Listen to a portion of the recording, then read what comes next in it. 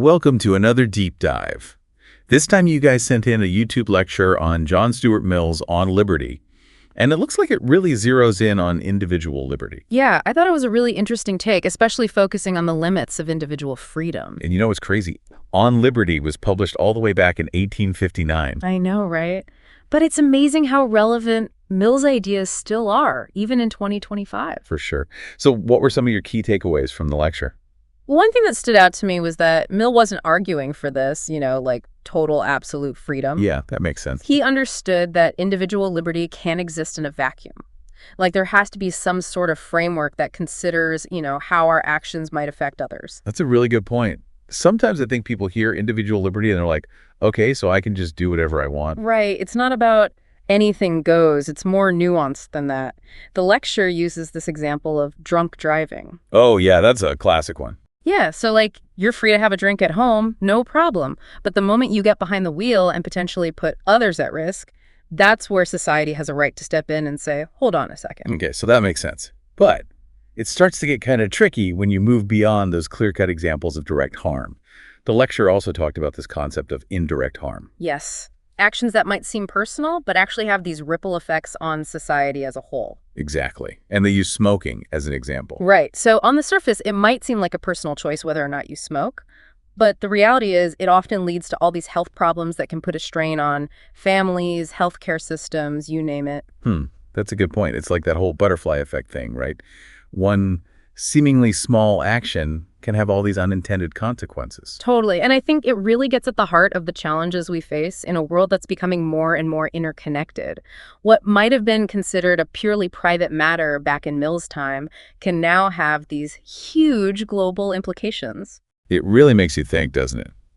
What other choices that we think of as personal might actually fall into this category of indirect harm? Ooh, that's a really interesting question. Something else that caught my attention was Mill's take on voluntary slavery. Oh, yeah. That was a mind bender. It seems so paradoxical, right? Yeah. Like, why would anyone choose to give up their freedom? But Mill's point is that true liberty isn't just about making choices in the present moment. It's also about preserving the possibility of making choices in the future. And when you choose to become a slave, you're essentially giving up that ability to determine your own destiny. Wow, that's deep. I never thought about it that way. It's like you're closing the door on all these potential future freedoms. And that, according to Mill, goes against the very essence of individual liberty. It really makes you think about all the ways, maybe even subtle ways, we might be tempted to give up our freedom for some short-term gain without fully considering the long-term consequences. Absolutely. Are we trading our privacy for convenience in the digital age? Are we sacrificing our long-term well-being for instant gratification? These are all questions that Mill's ideas can help us grapple with. So we've talked about how Mill wasn't advocating for this kind of anything-goes approach to individual freedom. But what about the other side of the coin? How did he view the role of government in all of this? Well, that's where things get interesting, because Mill wasn't exactly a libertarian in the modern sense. Oh, really? I always kind of assumed he was all about limited government. It's a common misconception. He actually believed that the government had a very important role to play in promoting individual well-being and progress. Okay, now I'm intrigued. How did he square that with his whole emphasis on individual liberty? Well, for Mill, it wasn't so much about the size of the government as it was about the scope of its power.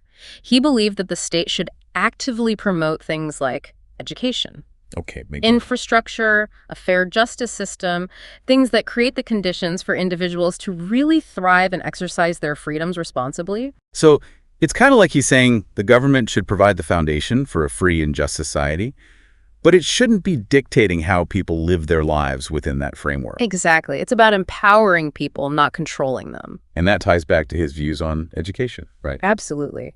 Mill was a huge advocate for education. He believed that it was essential for informed decision-making, individual empowerment, and the overall progress of society. But remember, he also proposed this radical idea of weighted voting based on knowledge and competency. Oh, yeah, that was a wild one. Right. Weighted voting, like some people's votes would count more than others. It's definitely a controversial idea. Oh, for sure. But I think it shows how deeply Mill believed in the power of education to shape a more just and enlightened society. So he wasn't saying that only the smartest people should get to vote. It was more about making sure that people making decisions have a certain level of understanding and critical thinking skills. Exactly. It's about raising the bar for political discourse and decision-making. It's kind of amazing how his ideas from the 1850s are still so relevant today, especially when you consider all the concerns about political polarization and misinformation. It's like he was anticipating some of the challenges we're facing in the 21st century. He really was ahead of his time, and that's why I think it's so valuable to revisit his work. He offers us this timeless perspective on some of the most pressing issues of our time. All right, so we've established that Mill wasn't all about anything goes freedom, and he actually saw a pretty important role for government. But the lecture also touched on his advocacy for women's rights, which was pretty revolutionary for his time.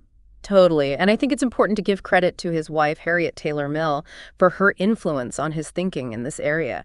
They were true intellectual partners, and their collaboration really helped shape his views on gender equality. I love the idea of this intellectual power couple taking on the establishment and fighting for a more just world. What were some of the main arguments they made for women's emancipation? Well, they argued that the perception of women being inferior to men wasn't because of any inherent differences between the sexes. It was all about societal conditioning and the lack of opportunities given to women. So they were basically saying, hey, it's not that women can't do these things, it's that society hasn't allowed them to. Exactly. And they didn't just talk about it, they actively worked to change things, advocating for things like access to education, property rights, and even the right to vote. Wow. That's pretty radical for their time. It's amazing to think how much their efforts helped pave the way for the progress we've seen since then. Oh, absolutely. But as the lecture pointed out, we still have a long way to go. The statistics on the gender gap in various fields are pretty sobering, even in 2025. Right. It's a good reminder that the fight for gender equality isn't over. For sure. But Milling Taylor's work shows us that we can make a difference. We can challenge the status quo and push for a more just world. This deep dive has been so insightful already.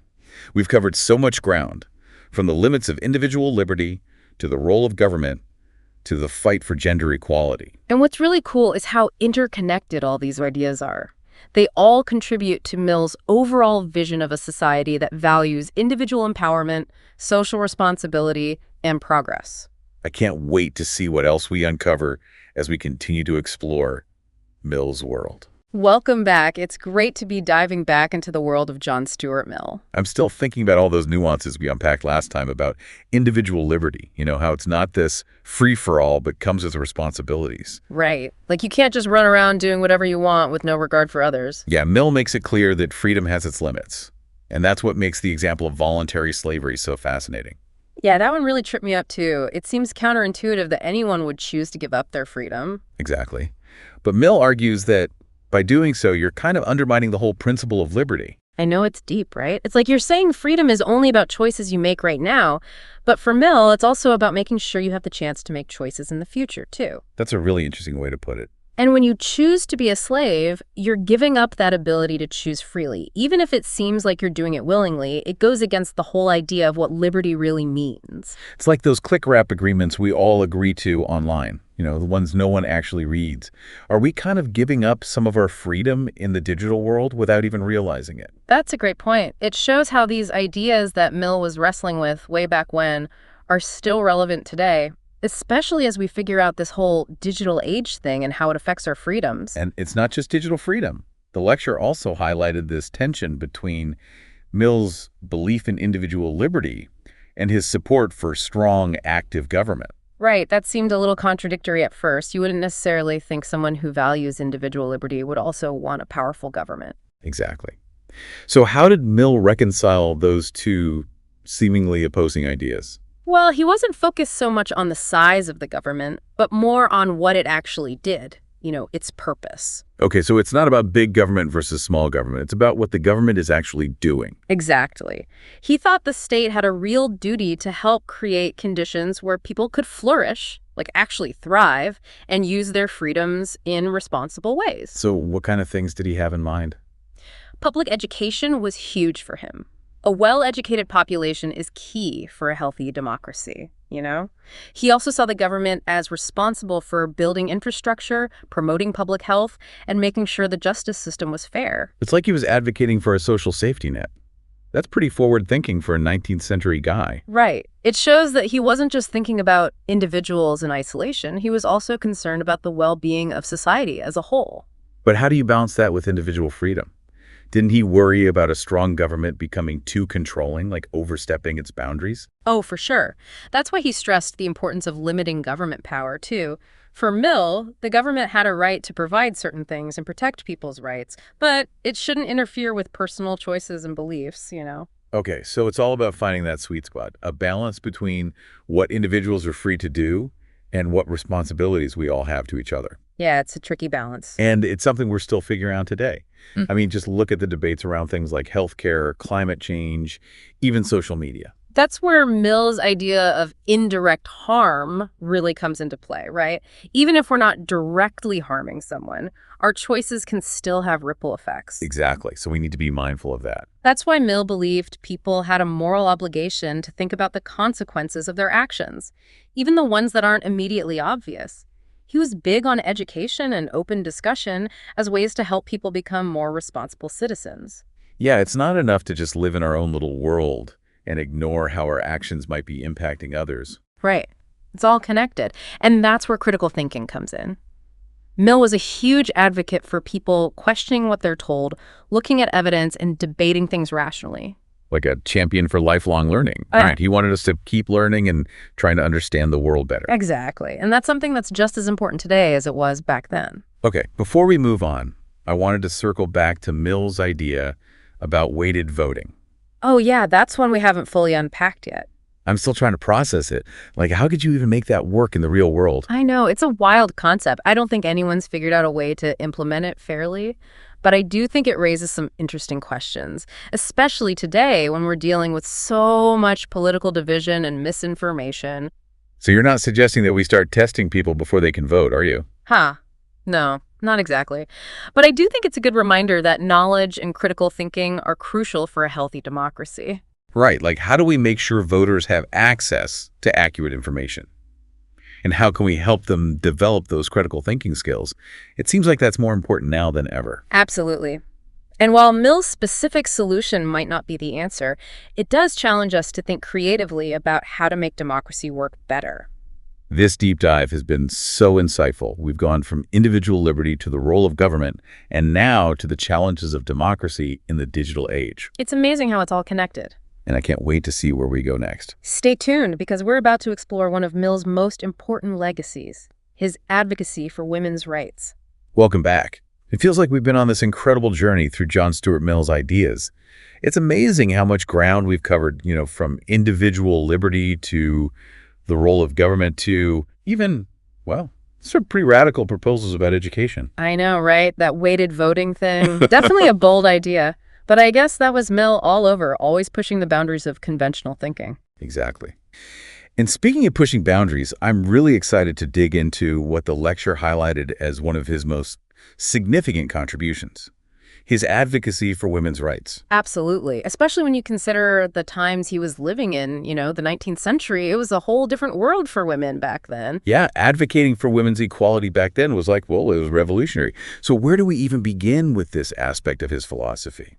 Well, we can't talk about Mill's views on women's rights without acknowledging Harriet Taylor Mill, his wife. She was brilliant in her own right, and they were true partners intellectually. Yeah, I love that. It's like this power couple challenging the status quo, fighting for a more just world. Exactly. And their collaboration really shaped his thinking on gender equality. They co-authored essays, had these intense debates, really pushed each other to think deeply about these issues. I can just imagine those conversations. Yeah. So what were some of their main points, the core arguments they made for women's emancipation? Well, they believed that the whole idea of women being inferior to men, it wasn't because of any real difference between the sexes. It was all about how society treated women and the limited opportunities they were given. It's like they were saying, look, it's not that women can't do these things. It's that they haven't been allowed to.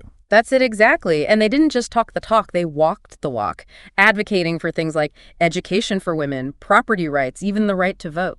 Wow, some of those things seem basic now, but back then, that was radical stuff. Yeah. It's incredible how much their work helped lay the groundwork for the progress we've seen. Oh, absolutely.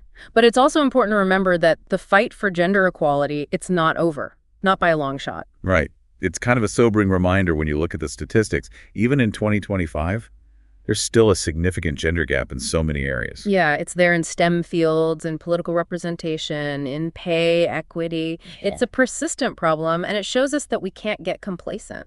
So true. It's like Mill and Taylor saying, hey, we've made some progress, but we're not done yet. We still have work to do. And I think their work gives us a framework for continuing that fight. It's about challenging those deeply ingrained biases and pushing for policies that create a level playing field. This deep dive has been amazing. I mean, who knew that a philosopher from the 1800s could be so relevant to our lives today? Right. We've covered so much, from individual liberty to the role of government to this ongoing struggle for equality.